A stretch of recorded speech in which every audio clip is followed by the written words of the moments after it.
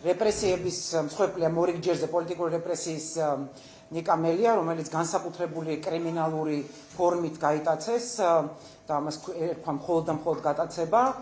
ამასთანავე რეპრესიებს აქვს აზრი, როდესაც შენ შეგიძლია ადამიანი გატეხო.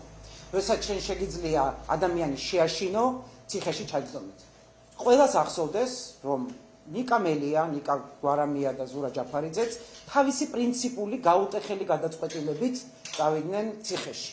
ამიტომ სისტემას არაფერი არ გამოვა, არც მისი გაშინება, არც მისი პოლიტიკური პოზიციის და ბრძოლის ცვლილება.